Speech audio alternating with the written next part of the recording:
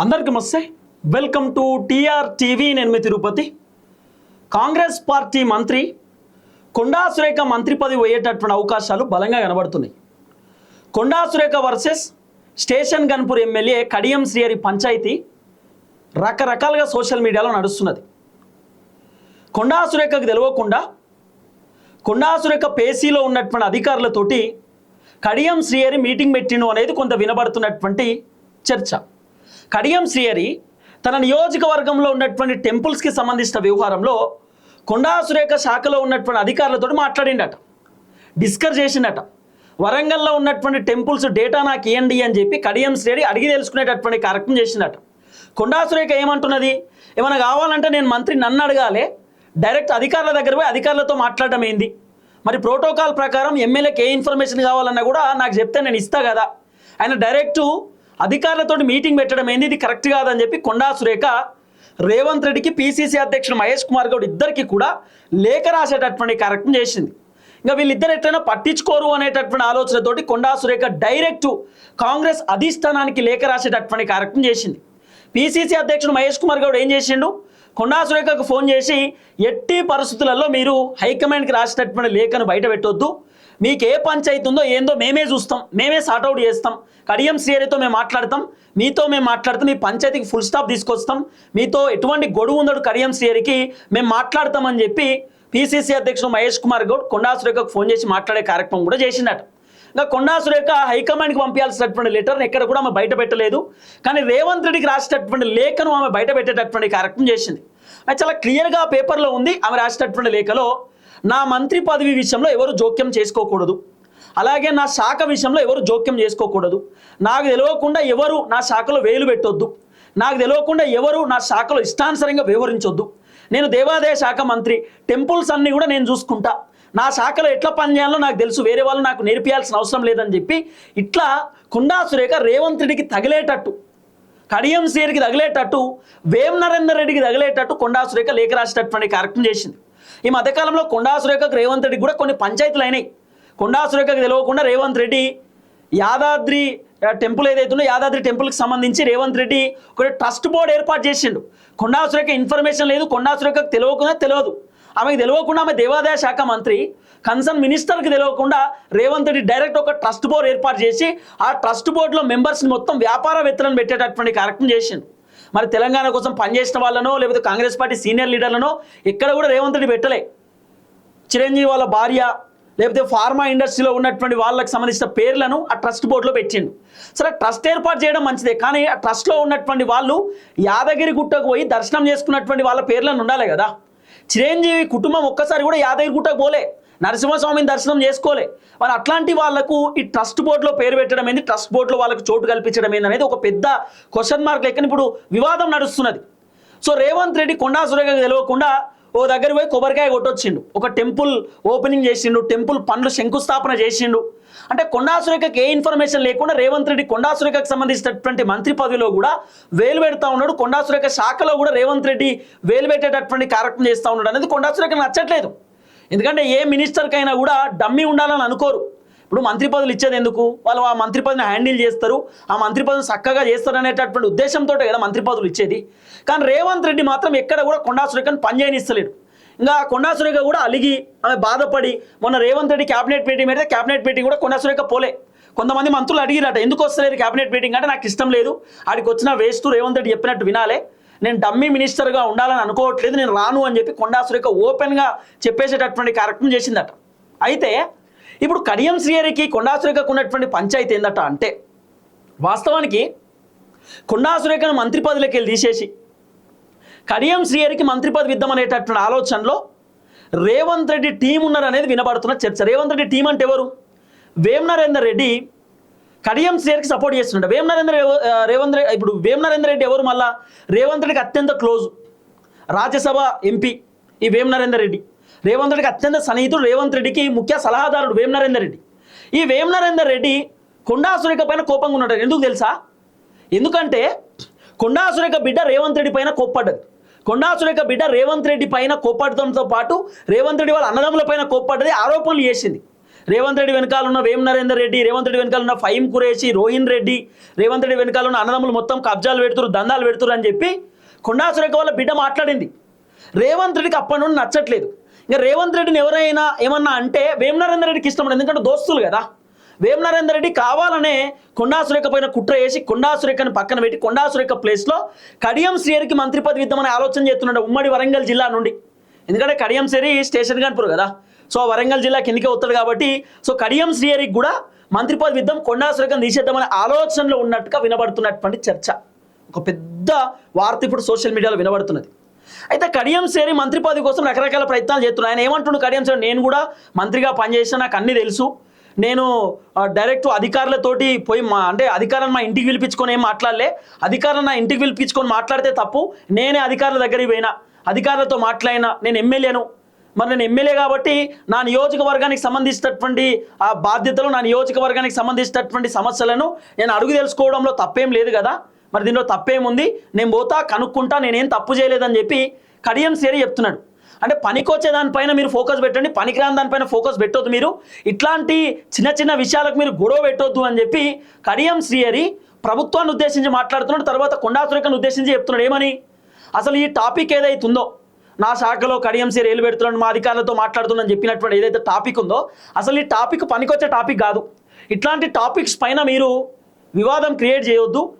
కొండా సురేఖ అంటే lime light minister అట, అంటే లైమ్ లైట్లో కోసం అని చెప్తాం కదా, ఒక్కసారి వచ్చి మెరిసిపోతారని చెప్తాం చూడండి. అంటే కొండా సురేఖ వెలుగులోకి వస్తలేదట, ఇట్లాంటి వివాదాలు క్రియేట్ చేస్తే వెలుగులోకి వస్తుందని చెప్పి కొండా సురేఖ ఇట్లా వివాదాలు చేస్తుందట. కడియం శ్రీహరి చెప్తున్నాడు, కడియం శ్రీహరి నువ్వు ఏ పార్టీ ఉంటావో నీకు తెలియదు, పొద్దురుగుతావు పార్టీకి పోతావు, పొద్దుగాలో పార్టీ ఉంటావు, మధ్యాహ్నమో పార్టీ ఉంటావు, సాయంత్రమో పార్టీ ఉంటావు, నువ్వు ఏ పార్టీలో ఉన్నావు అని చెప్పి నిన్ను రిపోర్టర్ అడిగితే ఏ పార్టీలో ఉన్నావో కూడా తెలియని పరిస్థితులు ఉన్నావు. నువ్వు కాంగ్రెస్లోనో తెలియదు, బీఆర్ఎస్లోనో తెలియదు, బీజేపీలోనో తెలియదు, ఉండాల్సిన పార్టీలోనే ఉన్నాను అంటున్నావు. కొండా సురేఖ బీసీ బిడ్డ, చాలా కష్టపడి ఎదిగినటువంటి బిడ్డ, ఒక మహిళా లీడరు, చాలా ఇబ్బందులు పడి ఆమె మంత్రి పదవికి వచ్చింది. అట్లాంటి కొండా సురేఖ పైన అసలు ఏంది మీ బాధ ఏంది? రేవంత్ రెడ్డి కడియం శ్రీహరి మీరు కలిసి కొండా సురేఖ మంత్రి పదవి తీపిద్దాం అనుకుంటురా, కుట్ర చేస్తురా, ఎట్లా ఒక బీసీ బిడ్డ ఎదుగుదలను తట్టుకోలేకపోతురా, ఎందుకట్లా? కడియం శ్రీహరి నీకు అర్థమవుతలేదు, ఎస్సీ ఎస్టీ బీసీలు అందరూ కలిసి ఉండాలి. రేవంత్ రెడ్డి వాళ్ళు అట్లనే ఉంటారు, ఇంతసేపు మా రెడ్డిలేదే నడవాలి, మా వెలుమోళ్ళదే నడవాలనుకుంటారు వాళ్ళు. ఎస్సీ ఎస్టీ బీసీలు మంత్రులు కావాలి, ముఖ్యమంత్రులు కావాలని ఆలోచన మీకు లేదా? ఒక బీసీ బిడ్డ మంత్రి పదవిలో ఉంటే కడియం శ్రీహరి నీకు ఎందుకు ఓర్చుకుంటావు? కడియం శ్రీహరి కూడా మరి మన బిడ్డనే, మన దళిత బిడ్డ, మరి ఎందుకంత కోపం? ఏమిటికా కోపం అర్థమవుతలేదు. అయితే కడియం శ్రీహరి అంటుండు కొండా సురేఖ అంటే ఇప్పుడు వెలుగులో లేదట, అంటే ఆమె కొండా సురేఖ ఈ మధ్యకాలంలో సోషల్ మీడియాలో వైరల్ కాలే, ఆమె పైన బాగా వ్యతిరేకం ఉన్నది కాబట్టి ఇప్పుడు ఆమె సోషల్ మీడియాలో హైప్ కావడానికి, వైరల్ కావడానికి, ఆమె మళ్ళీ వెలుగులోకి రావడానికి నా పైన అభండాలు పెడుతున్నది, నా గురించి మాట్లాడుతుంది అంతే అని కడియం శ్రీహరి చెప్తున్నాడు. అసలు కడియం శ్రీహరి నీ గురించి మాట్లాడితే ఎవరైనా సోషల్ మీడియాలో వైరల్ అవుతారా? నీ గురించి మాట్లాడితే జంపింగ్ జపాంగు బ్యాచ్, నువ్వు ఏ పార్టీలో ఉంటావు నీకు తెలియదు, నీ గురించి ఎవరైనా మాట్లాడతారా? ఇప్పుడు కొండా సురేఖ చెప్తుంది ఏంది, కడియం శ్రీహరి ఇష్టానుసారంగా వ్యవహరిస్తున్నాడు, సో కడియం శ్రీహరి ఇట్లా చేయడం కరెక్ట్ కాదని చెప్పి కొండా సురేఖ చెప్తుంది. నా దగ్గర ఒక వీడియో ఉంది, ఇప్పుడు జస్ట్ నేను ఒక వీడియో చూసిన, వీడియో కూడా నేను మీకు చూపించేటటువంటి కార్యక్రమం చేస్తా, ఒకసారి చూడండి. శ్రీహరి రాకముందు వచ్చాయా చెప్పండి? శ్రీహరి వచ్చిన తర్వాతనే ఇవి మొదలయ్యాయి. శ్రీహరి మెంటాలిటీనే అది. ఆయన కొంతమందిని కళ్ళల్లో పెట్టుకుంటే అట్లనే పెట్టుకుంటాడు. ఇప్పుడు ఆయన ఒక 40 years రాజకీయంలో ఉన్నాడు, మంత్రిగా చేశాడు కాబట్టి ఒక సామాన్య ఎమ్మెల్యేగా ఆయనకు ఇమడలేకపోతా ఉన్నాడు. ఇమడలేకపోయినప్పుడు రాజీనామా చేసి నోరు మూసుకొని ఇంట్లోనన్నా కూర్చోవాలి, లేకపోతే తెచ్చుకుంటే దమ్ముంటే పోయి మంత్రి పదవి తెచ్చుకోవాలి. అంతేగాని నాతో పెట్టుకొని నన్ను ఏదో ఇబ్బంది పెట్టి ఏదో చేసి నన్ను బ్లేమ్ చేసే కార్యక్రమం చేయడం అనేది చాలా తప్పైన. అందుకని నేను ఒకటే చెప్తా ఉన్నా, శ్రీహరి గారు మీరు 40 ఏళ్ళు రాజకీయం చేశారు, 15 ఏళ్ళు మంత్రిగా చేశారు, రూల్స్ రెగ్యులేషన్స్ తెలుసు అంటున్నారు. నిన్న 100% మీరు చేసింది తప్పు అని మీకు తెలిసినప్పుడు మీరు ఒప్పుకోవాల్సింది పోయి మళ్ళీ ఎదురుదాడి నా మీద చేయడం అనేది ఏదైతుందో అది కరెక్ట్ కాదు అని చెప్పడం జరుగుతుంది. అయితే ఆయన ఇష్యూ ఎక్కడ లేదండి. మేము చూసే వరకు ఏమైందంటే మాకు ఫోటోలు వచ్చాయి, మీడియా ఆయన మినిట్స్ వాళ్ళ పిఆర్ఓ రిలీజ్ చేశాడు. ఆయన మొత్తం ఒక మీటింగ్ హాల్లో కూర్చొని ఆఫీసర్లతోటి కమిషనర్ తోటి రివ్యూ చేసి ఆ మినిట్స్ లో ఏంటి అంటే మేము గంటన్నర సేపు రివ్యూ చేయడం జరిగింది టెంపుల్స్ మీద. టెంపుల్స్ భూములను కాపాడమని, టెంపుల్స్ కు డిపిఆర్ ప్రిపేర్ చేసి 1 month లోపల సబ్మిట్ చేయమని కమిషనర్ గారికి ఆదేశాలు ఇవ్వడం జరిగింది అని చెప్పేసి ఆయన రిలీజ్ చేశాడు. అంటే దాన్ని మేము ఎట్లా అర్థం చేసుకోవాలి? అది ఒకవేళ కమిషనర్ గారు ఛాంబర్ లో జరుగుంటే నేను క్వశ్చన్ చేసేదాన్ని కాదు. ఆయన చేసింది ఏంటి అంటే మీటింగ్ హాల్లో మీటింగ్ పెట్టి ఏదైతే మినిస్టరు కమిషనర్ గారు కూర్చునే ప్లేస్ లో ఆయన కూర్చొని ముందు స్టాఫ్ నంతా కూడా కూర్చోబెట్టుకొని గంటన్నర సేపు డిస్కషన్ చేసి నేను ఆదేశాలు ఇచ్చాను అని అంటే అది ఏం సంకేతం పోతుంది అంటే ఒక మినిస్టర్ స్థాయిలో ఆయన రివ్యూ తీసుకున్న సంకేతం పోతుంది. విన్నారు కదా, కడియం శ్రీహరి నేను ఏం తప్పు చేయలేదు, నేనే అధికారుల కాడికి పోయినా అన్నాడు కదా. అధికారులనట ముంగడ కూర్చోబెట్టి మీటింగ్ పెట్టి టెంపుల్స్ భూములు ఎన్ని టెంపుల్స్ ఉన్నాయి డీటెయిల్స్ మొత్తం నాకు ఇవ్వండి అని చెప్పి రివ్యూ ఏర్పాటు చేసిందట. ఇంకా అధికారులకు ఆదేశాలు ఇచ్చిందట. ఈ కడియం శ్రీహరి ఎవరు ఆదేశాలు ఇవ్వడానికి? కన్సర్న్ మినిస్టర్ కొండా సురేఖ దేవాదాయ శాఖ మంత్రి. టెంపుల్స్ మొత్తం కొండా సురేఖ చేతిలో ఉంటుంది, కొండా సురేఖ చూసుకోవాలి. ఏమైనా మీటింగ్ పెట్టాలంటే కొండా సురేఖ పెట్టాలి. మరి మంత్రి ఏమన్నా కడియం శ్రీహరి? మళ్ళీ ఈ కడియం శ్రీహరి కాంగ్రెస్ పార్టీ అని కూడా కాదు, గెలిచింది బీఆర్ఎస్. సిగ్గు లేకుండా కాంగ్రెస్ పార్టీలోకి పోయి ఇలా ఒరిజినల్ కాంగ్రెస్ పార్టీ లీడర్లను, కాంగ్రెస్ పార్టీలో ఉన్నటువంటి కాంగ్రెస్ పార్టీ నుండి గెలిచినటువంటి లీడర్లను ఈ కడియం శ్రీహరి ఇష్టానుసారంగా వ్యవహరిస్తూ ఉంటే కాంగ్రెస్ పార్టీ లీడర్లకు కోపం రాదా? వస్తుంది. అందుకే కొండా సురేఖ ఈరోజు కడియం శ్రీహరిని కడిగి పారేస్తుంది. ఇది బంద్ చేసుకోవాలి. కడియం శ్రీహరి పెత్తనం చూపిస్తాను అరుస్తుందా? పోయి తెచ్చుకో మంత్రి పదవి. బాగా ఎక్స్పీరియన్స్ ఉందని చెప్తున్నావు కదా, బాగా దమ్ముందిగా మీకు, పోయి తెచ్చుకో మరి నిజంగానే. ఇంకేం మాట్లాడుతావు వినండి. కొండా సురేఖ చాలా విషయాలు చెప్పింది. దాన్ని నేను ఖండించడం జరిగింది. కానీ నువ్వు పోవద్దు అనే మాట నేను అనలేదు. ఆయన ఏమంటాడు కమిషనర్ ఆఫీస్కే పోవద్దు అనడం అనేది అది బాధాకరం అని అంటే ఎవ్వరు కూడా ఆఫీస్కి పోవద్దు అన్నారండి. ఈవెన్ ఒక సామాన్య కార్యకర్త కూడా కమిషనర్ కాదు ముఖ్యమంత్రి ఆఫీసుకు కూడా వెళ్ళొచ్చు. వెళ్ళి ఎక్కడ ఇవ్వాలి? వాళ్ళ ఛాంబర్లో ఇవ్వాలి. ఛాంబర్లో ఇస్తే నేను తప్పు పట్టేదాన్ని కదా. ఛాంబర్లో ఇవ్వకుండా మీటింగ్ హాల్లో ఆ మీటింగ్ పెట్టి ఇవ్వడం అనేది తప్పు అని నేను ప్రశ్నించడం జరిగింది. దాన్ని ఆయన వక్రీకరించి మళ్ళీ నిన్ను ప్రెస్ మీట్ పెట్టి మా మీద బుద్ధ జల్లే ప్రయత్నం చేస్తా ఉన్నాడు. ఆమె ఎవరు అనడానికి మాకు హక్కు ఉన్నది, నేనే మినిస్టర్గా చేసిన, నాకు రూల్స్ తెలుసు, రెగ్యులేషన్స్ తెలుసు అనేటువంటి మాట మాట్లాడుతున్నాడు. అది చాలా బాధాకరం. రిప్రజెంటేషన్ ఈజ్ ఇవ్వాలి అనుకుంటే ఛాంబర్లో ఇవ్వాలి. మీటింగ్ అనేది పెట్టాలనుకుంటే మీటింగ్ హాల్లో పెడతారు. ఆయన మీటింగ్ హాల్లో పెట్టాడు, ఆయన ఛాంబర్లో ఇవ్వలేదు. అర్థమైందా? కడియం శ్రీహరి మీకు అర్థమయ్యేటట్టు చెప్పాలి కదా.